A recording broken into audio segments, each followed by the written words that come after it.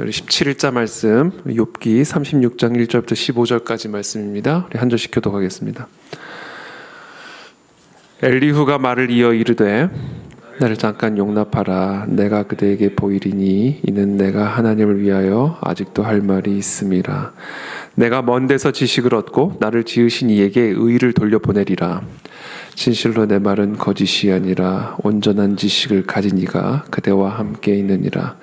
하나님은 능하시나 아무도 멸시하지 아니하시며 그의 지혜가 무궁하사 악인을 살려두지 아니하시며 고난받는 자에게 공의를 베푸시며 그의 눈을 의인에게서 떼지 아니하시고 그를 왕들과 함께 왕좌에 앉히사 영원토록 존귀하게 하시며 족쇄에 매이거나 환난의 줄에 얽혔으면 그들의 소행과 악행과 자신들의 교만한 행위를 알게 하시고 그들의 귀를 열어 교훈을 듣게 하시며 명하여 죄악에서 돌이키게 하시나니 만일 그들이 순종하여 섬기면 형통한 날을 보내며 즐거운 해를 지낼 것이요 만일 그들이 순종하지 아니하면 칼에 망하며 지식 없이 죽을 것이니라.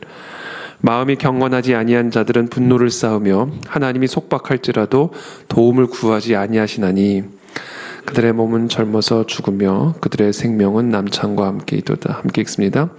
하나님은 곤고한 자를 그 곤고에서 구원하시며 학대당할 즈음에 그의 귀를 여시나니. 아멘. 네, 오늘 말씀은 계속해서 반복이 됩니다. 이 엘리후가 이제 욥에게 하는 계속해서 이 충고의 말씀, 조언이죠. 그러나 이 조언이 어떻게 보면 욥에게는 울리는 꽹과리와 같이 전혀 도움이 되지 않는 듯한 오히려 욥의 고통을 가중시키는 그런 조언이 되고 마는 것을 우리는 계속해서 보고 있습니다. 그래서 제가 얼마 전에도 나눈 것처럼 이 사랑이 없이는 어떠한 예언의 말이라 할지라도 울리는 꽹과리와 같은 아무것도 아닌 그런 공중에 그냥 날아가 버리는 말이 되고 만다. 하나님의 진리를 정말 공중에서 사라져 버리는 그런 수증기와 같은 의미 없는 말로 바꾸어 버릴 수 있는 것이 바로 이 사랑이 없는 조언, 이 사랑이 없는 이 충고, 하나님의 진리를 사랑 없이 증거할 때 그 하나님의 진리가 정말 의미 없는 그런 말이 되고 마는 것을 이 욥기는 이 엘리후와 세 친구의 말을 통해서 우리에게 가르쳐주고 있죠. 그래서 이 욥의 세 친구도 마찬가지고 이 엘리후의 말씀, 이 엘리후가 전한 이 말 그 자체로서는 너무나 귀하고 소중한 진리의 말씀입니다. 오늘도 마찬가지입니다. 순종하는 자에게 형통한 하나님의 복이 임하는 것이고 순종하지 않는 자에게는 하나님의 칼의 저주가 임한다라는 것은 이 성경 전체를 관통하고 있는 진리의 말씀이고 특별히 신명기 사관이죠. 신명기 역사관. 그렇죠?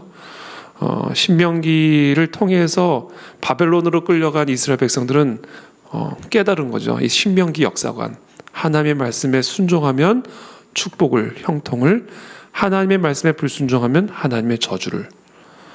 바벨론의 포로로 끌려간 이스라엘 백성들은 그 신명기를 바라보며 자신들이 왜 이와 같은 지경에 처하게 되었는지, 왜 이와 같은 저주를 받게 되었는지, 하나님의 선택을 받은 나라와 민족이면서도 어떻게 이 이방 민족에게 이렇게 짓밟힘을 당하고 유린을 당할 수가 있었는지, 그것을 신명기를 통해서 발견하는 것이죠. 불순종이었다.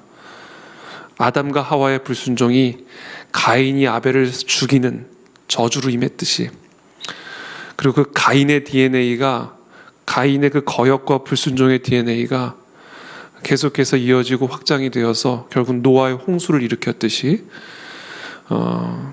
결국 하나님에게 불순종하는 것은 하나님의 심판을 부르는 일이고 칼에 망하며 지식 없이 죽게 만드는 것임을 성경 전체는 우리에게 가르쳐주고 있습니다. 그것을 오늘 엘리후가 아주 요약적으로 잘 우리에게 설명해주고 있는 것이죠.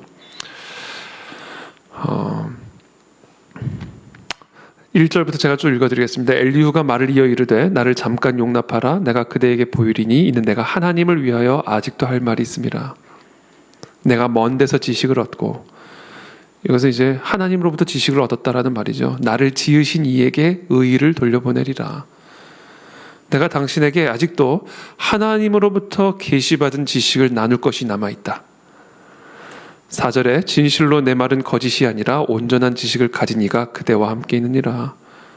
지금 내가 당신에게 할 말은 거짓이 아니다. 온전한 지식을 가진 이가 그대와 함께 있느니라. 왜? 이 지식은 하나님으로부터 얻은 지식이기 때문이다 라는 것이죠. 그래서 오늘 우리는 이 엘리후의 말 그대로 이 말씀을 하나님으로부터 받은 지식으로 우리가 간직해야 합니다. 5절에 하나님은 능하시나 아무도 멸시하지 아니하시며 그의 지혜가 무궁하사 악인을 살려두지 아니하시며 고난받는 자에게 공의를 베푸시며. 하나님은 공의의 하나님이시죠. 그래서 악인을 살려두지 않고 악인으로부터 고난당하는 자들에게 구원을 베푸셔서 공의를 행하시는 분이다. 동시에 7절에 그의 눈을 의인에게서 떼지 아니하시고, 악인과 의인을 계속해서 대조해서 설명하죠. 그의 눈을 의인에게서 떼지 아니하시고 그를 왕들과 함께 왕좌에 앉히사 영원토록 존귀하게 하시며. 자, 악인에 대한 심판, 의인에 대한 구원. 악인에 대한 심판, 의인은 형통케 하시는 하나님의 역사. 악인과 의인을 대조적으로 설명하죠. 그의 눈을 의인에게서 떼지 아니하시고 그를 왕들과 함께 왕좌에 앉히사 영원토록 존귀하게 하시며. 그런데 만약에 그들이 족쇄에 매이거나 환난의 줄에 얽혔으면 그것은 더 이상 그들이 의인이 아니기 때문이다라는 얘기예요. 그래서 만약에 그 의인들이, 하나님의 그런 존경을 받던 의인들이 갑자기 족쇄에 매이거나 환난의 줄에 얽혔으면 그들의 소행과 악행과 자신들의 교만한 행위를 알게 하시고 그들의 귀를 열어 교훈을 듣게 하시며 명하여 죄악에서 돌이키게 하시나니. 여러분, 이것이 정확하게 바벨론의 포로로 끌려갔던 이스라엘의 왕족들과 고관들과 귀족들과 제사장들과 이스라엘의 백성들에게 임했던 일이죠. 하나님의 거룩한 백성, 의로운 백성으로 구별되었던 이스라엘 백성들이 족쇄에 매여서 환난의 줄에 얽혀 바벨론의 포로로 끌려가게 된 그 모든 배경, 그 모든 이유가 무엇입니까?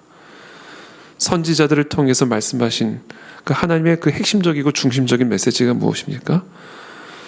이스라엘의 역사가 우리에게 가르쳐주는 그런 이스라엘의 역사관이 무엇입니까? 그것은 바로 그들이 하나님의 명령과 말씀에 불순종하여 악행을 행했기 때문에 그들이 결국에는 족쇄에 매여 환난의 줄에 얽혀 바벨론의 포로로 끌려갔다. 이것이 그들이 깨닫게 된 하나님의 메시지죠. 결국 그들은 그들의 모든 족쇄와 환난의 줄로 말미암아 자신들의 교만한 행위를 알게 된 거예요. 그래서 이스라엘 백성들이 고레스의 칙령에 의해 바벨론의 포로에서 해방되어 본토로 귀국하자마자 한 일이 뭐예요? 에스라를 통해서 하나님의 말씀을 일어서서 읽고 낭독하고 듣고 온 나라가 슬피 울며 옷을 찢으며 진정한 회개를 통해서 새롭게 이스라엘이라는 나라를 시작하잖아요. 그러니까 하나님은 고난을 통해서 하나님의 백성들, 하나님의 자녀들에게 족쇄와 환난의 줄을 통해서 고난을 허락하심으로 하나님은 그들의 교만한 행위를 깨닫게 하신다라는 겁니다. 이것은 하나님으로부터 받은 지식이죠. 이거는 하나님의 진리입니다. 이것이 성경 전체를 관통하고 있는 진리의 말씀입니다. 그래서 우리 오늘 새벽에 우리는 이 나라, 이 민족이, 이 열방이 또 우리 개인의 삶에 족쇄와 환난의 줄에 얽혀지는 이와 같은 일들이 일어나게 된다면 우리는 즉각적으로 하나님 앞에서 행한 악행, 교만한 행위를 깨달아야 된다라는 것이죠. 이 모든 고난은 우리들의 교만한 행위를 알게 하시기 위한 하나님의 조치다라는 것을 이 엘리후는 우리에게 말씀하고 있습니다. 그래서 우리는 이 엘리후가 이야기하는 것처럼 하나님이 이런 심판의 족쇄와 환난의 줄에 얽혀 매게 하는 이런 일들이 일어날 때 하나님에게 분노만 할 게 아니라 지금 우리가 처한 이런 상황에 대해서 분노만 할 게 아니라 우리의 소행을 돌아보고 하나님 앞에서 우리가 행한 교만한 행위를 회개하는, 깨닫게 되는, 그래서 돌이키게 되는 그런 은혜를 우리가 경험해야만 한다라는 것이죠. 저는 지금 우리 모든 정말 온 세상이 온 세계가 처한 이 모든 위기의 때에 또 어려움의 때에 족쇄에 매이고 환난의 줄에 얽혀 매이는 이런 상황의 때에 우리는 이 모든 상황을 통해서 우리에게 들려주고 계시고 가르쳐주고 계시는 이 지식, 이 메시지를 들어야만 합니다. 그렇다면 이 교만한 행위란 무엇일까? 우리가 돌이켜야 할 교만한 행위란 무엇일까? 우리는 어떻게 회개를 해야 할까? 그것은 아주 단순해요. 성경이 우리에게 가르쳐주는 답은 아주 단순합니다. 하나님만을 의지하는 겁니다. 하나님에게만 부르짖는 겁니다. 하나님은 이와 같은 족쇄와 환난의 줄에 얽혀있는 상황을 통해서 우리 안에서 회복하기를 원하시는 것은요, 전심으로 하나님만을 의지하고 하나님에게만 부르짖어서 이 모든 족쇄와 환난의 줄로부터 구원하시는 하나님의 손길을 경험하기를 원하시는 것이죠. 결국 하나님이 우리에게서 원하시는 것은 하나예요. 나 외에 다른 하나님이 없다. 나 외에 다른 신은 없다. 이것을 망각하는 것이 교만한 행위요. 하나님은 이 모든 족쇄와 환난의 줄을 통해서 그것을 깨닫게 하기를 원하시는 겁니다. 나 외에 다른 신은 없느니라. 나 외에 다른 산성과 피난처와 나 외에 다른 구원은 없느니라. 그러므로 여호와 하나님만을 구하며 여호와 하나님에게만 의존하며 여호와 하나님에게만 의지하라. 이것이 결국은 이 모든 상황을 통해서 우리에게 깨우쳐 주시는 답입니다. 답. 자, 그렇다면 만약에 우리가 그렇게 하나님만을 의지한다면, 하나님에게만 부르짖는다면, 그렇게 하나님에게만 의존하는 자가 된다면 그런 사람은 어떤 삶을 살아갈까? 그런 사람에게서 나오는 삶의 모습이 있습니다. 그것은 바로 순종입니다. 오늘 찬양의 가사가 계속해서 후렴을 통해서 우리에게 가르쳐주는 메시지가 오늘 본문을 통해서 우리에게 가르쳐주시는, 전달하고 계시는 메시지입니다. 의지하고 순종하는 길은 예수 안에서 즐겁고 복된 길이로다. 의지하는 거, 이게 하나님이 이 모든 환난을 통해서 우리에게 가르쳐 주시는 거예요. 다른 거 의지하는 거 다 끊어내고 하나님 외에 다른 길은 없고 하나님 외에 다른 구원은 없다. 하나님 외에 우리가 의지하는 다른 모든 신들을 내려놓고 소멸시키기 위한 것이 이 모든 환난의 목적이죠. 그럼 그렇게 하나님만을 의지하는 자는 어떤 삶을 살아가는가? 순종하게 되어 있어요. 의지는 순종이에요. 우리 어렸을 때, 저 어렸을 때 소경 게임, 장님 게임들을 이렇게 하죠. 이렇게 눈을 다 가리고 한 사람만을 이렇게 딱 붙잡고 그 사람이 인도함을 따라서 목적지까지 도착하는 훈련을 주일학교 캠프에 가면 이렇게 했던 경험이 있습니다. 그때 정말 저는 아무것도 보이지 않지만 앞에 있는 사람이 나를 인도하는 대로 그대로 따라가는데 놀랍게도 안전하게 계단을 넘어 문을 열어, 그렇죠? 내가 도저히 갈 수 없고 알 수 없는 그 길을 정확하게 통과하여 우리가 가야 할 그 목적지 정확하게 도착하는 그 게임을 통해서 우리는 무엇을 배워요? 의지는 순종이다. 이것이 바로 신앙의 길이고 예수 안에서 즐겁고 복된 길을, 복된 삶을 살아가는 길이다. 정말 우리가 하나님을 의지하면 우리는 그 하나님을 순종하게 되어 있다. 그래서 하나님이 우리를 소경과 같은 상태로 만들어버리시는 것이죠. 그것을 가르쳐주기 위해서 눈을 떴지만 한 치 앞을 볼 수 없는 상태, 두 손이 두 다리가 자유롭지만 전혀 아무것도 할 수 없는 그런 족쇄에 매이고 환난의 줄에 얽혀 매이게 하심으로써 살아계신 하나님만을 의지하고 그래서 그 하나님에게만 순종함으로써 형통한 길로 우리를 인도하시기 위한 것이 이 모든 것의 목적이고 그 안에 담겨져 있는 뜻이죠. 그것을 엘리후는 정확하게 우리에게 또 욥에게 가르쳐주고 있습니다. 12절에 만일 그들이 순종하지 아니하면 11절부터 만일 그들이 순종하여 섬기면 형통한 날을 보내며 즐거운 해를 지낼 것이요 만일 그들이 순종하지 아니하면 칼에 망하며 지식 없이 죽을 것이니라. 마음이 경건하지 아니한 자들은 분노를 쌓으며 하나님이 속박할지라도 도움을 구하지 아니하나니. 그래서 이 하나님의 허락하신 이 족쇄와 환난에 그 담겨져 있는 뜻을 제대로 알지 못하면, 그렇게 마음이 경건하지 아니한 자들은 분노를 쌓는다. 그래서 하나님이 속박할지라도 그 하나님에게 도움을 구하지 않는다, 이렇게 얘기합니다. 이제 그러면서 이제 욥을 이제 정죄하는 것이죠. 그러니까 이 엘리후도 그렇고 욥의 세 친구도 그렇고요, 잘 나가다가 삼천포로 빠지죠. 잘 나가다 삼천포로 빠져요. 그 왜냐하면 종교의 영의 지배를 받고 있기 때문에 그래요. 성령의 지배를 받고 있는 사람이 아니라 성령 하나님의 지배를 받고 성령 하나님과의 깊은 교제 속에서 성령 하나님의 인도하심을 따라 말하지 않고 성령 하나님의 인도하심을 따라 행하지 않고 종교적인 영의 지배를 받고 있기 때문에 맞는 말이에요. 다 하나같이 맞는 말이에요. 그러나 결정적인 순간에 이제 삼천포로 빠져버립니다. 오늘 제가 결론적으로 이 엘리후가 알지 못한 성령 하나님의 뜻이 있어요. 그것은 뭐냐면 분노를 하나님에게 토하기를 원하신다라는 하나님의 뜻이에요. 하나님으로부터 받는 고난 앞에서 경험하는 답답함과 분노와 고통, 이 마음의 감정을 하나님에게 토로하는 것을 엘리후는 비판하고 있는 것이죠. 정말 욥은 의로운 자라고 분명히 하나님이 말씀하셨잖아요. 당대의 의로운 자다. 욥 같은 의로운 자가 없다라고 분명히 말씀하셨어요. 그러니까 욥은 의인이에요. 그러니까 욥이 당하는 고난은요, 적어도 욥의 죄 때문에 당하는 고난은 아니었다고요. 그리고 욥이 당한 고난은 사실 인간이 감당하기 너무나 힘든 고난이었다고요.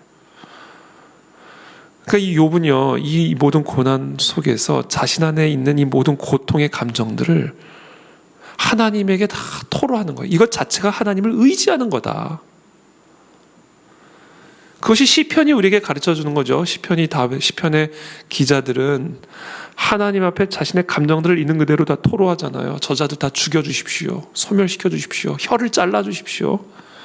하나님 어찌하여 하나님 앞에 자신의 감정을, 그것이 좋은 감정이든 나쁜 감정이든, 그것이 하나님이 보시기에 적합한 감정이든 그렇지 않은 감정, 그냥 솔직한 자신의 감정을 하나님에 다 토해내잖아요. 그것 자체가 기도다. 그게 시편이 우리에게 가르쳐주는 기도입니다.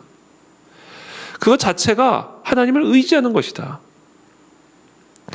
그러나 이 종교의 영에 사로잡힌 이 엘리후는 어떻게 하나님 앞에 그런 불경건한 분노를 토해낼 수 있으며, 어떻게 하나님 앞에 자신의 감정을 제어하지 못하고 하나님을 원망하는 그런 말들을 토해낼 수가 있느냐.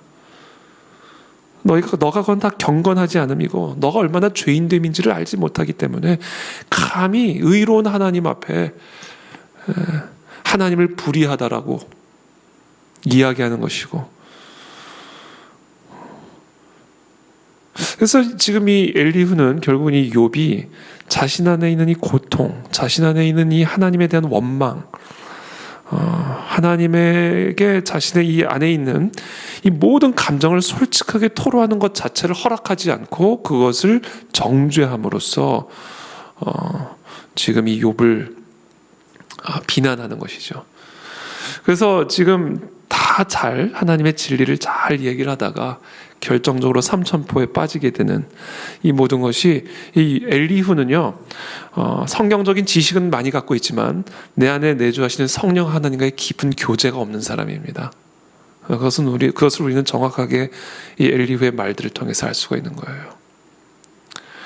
그래서 정말 우리가 하나님을 의지하여 순종함으로 예수 안에 즐겁고 복된 길을 살아가기 위해서는, 제가 항상 강조하지만 하나님이 우리에게 계시하신 이 말씀을 수단으로 삼아 내 안에 내주하시는 성령 하나님과의 깊은 교제가 이루어져야 됩니다. 질문하고 듣고 토로하고 위로받고 하나님 앞에 토해내고 채워지고, 이와 같은 내 안에 계신 성령 하나님과의 깊은 영적인 교제와 사귐을 통해서 우리는 성령에 사로잡히게 되는 것이고, 그때 비로소 우리는 예수 안에서, 성령 하나님 안에서 참되고 즐겁고 복된 길을 걸어가게 되는 것이죠.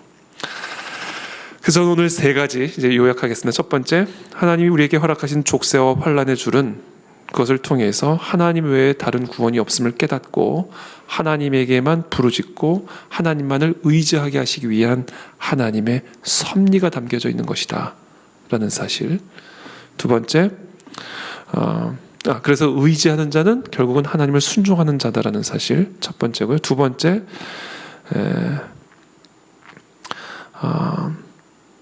하나님 앞에서 우리의 모든 감정을 토로하는 것, 그때 하나님은 우리의 감정을 만져주시고, 하나님 앞에 그것이 어떤 감정이든, 그것이 분노의 감정이든 하여튼 내 안에 있는 나의 상태를, 그것이 추한 것이든 아름다운 것이든 하나님 보시기에 합당한 감정이든 그렇지 않은 것이든 그것을 있는 그대로를 하나님께로 있는 그대로 토로하는 것, 이것이 바로 내 안에 계신 성령 하나님께서 원하시는 거예요. 쉬지 말고 기도하라는 얘기는요, 빠짐없이 기도하라는 거예요. 빼놓지 말고 토로하라는 겁니다. 이것저것 좋은 것만 내놓고 좋지 않은 것은 숨기고가 아니라 쉬지 말고 기도하라는 것은요, 남김없이 토하라 이 이야기죠. 우리는 그것을 통해서 내 안에 계신 성령 하나님과의 인격적인 교제와 사귐을 누리게 됩니다.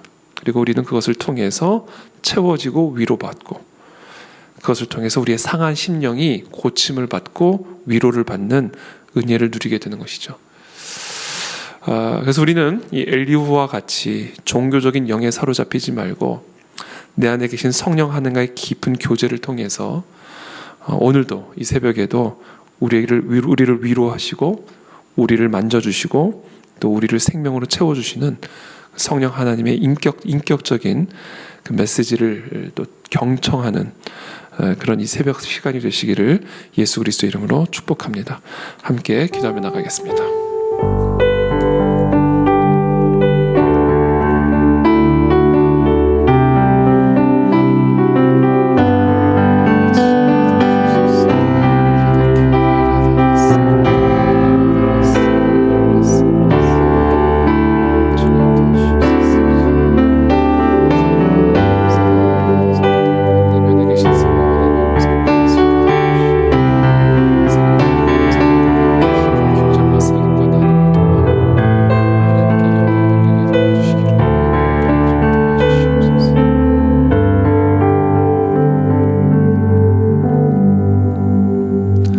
살아계신 성령 하나님, 오늘 이 시간 우리에게 말씀하여 주시기를 원합니다. 종교적인 영은 떠나가게 도와주시고 내 안에 내주하시는 성령 하나님과의 깊은 교제와 사귐과 나눔을 통하여 오늘도 우리를 위로하여 주시고 오늘도 우리를 채워주시는 성령 하나님의 은혜를 누리는 이 새벽이 될 수 있게 도와주시옵소서. 우리를 다스리는 종교의 영은 떠나가게 도와주십시오. 내 안에 엘리후가 있어서 나를 끊임없이 정죄하고 나를 끊임없이 묶는 하나님 그런 종교의 영이 있다면 이 시간 그것을 다 끊어내 주옵시고 내 안에 살아계신 성령 하나님으로 말미암아 오늘도 새 위로와 새 능력과 새 생명을 받아 누리는 사랑하는 우리 모든 성도님들의 삶이 되고 오늘 하루가 될 수 있도록 주님께서 축복하여 주시기를 원합니다. 특별히 하나님 우리의 삶에 허락하시는 족쇄와 환난의 줄을 통하여 하나님은 하나님 외에 다른 신이 없이 하나님만을 의지하며 순종하기를 원하신다라는 사실을 오늘 우리가 듣기를 원합니다. 오늘 이 새벽에 하나님 오직 하나님만을 의지하며 하나님에게만 순종함으로 예수 안에 즐겁고 복된 길을 걸어가는 우리 모두의 삶이 되어줄 수 있도록 축복하여 주시옵소서. 감사하며 예수 그리스도의 이름으로 기도하옵나이다. 아멘.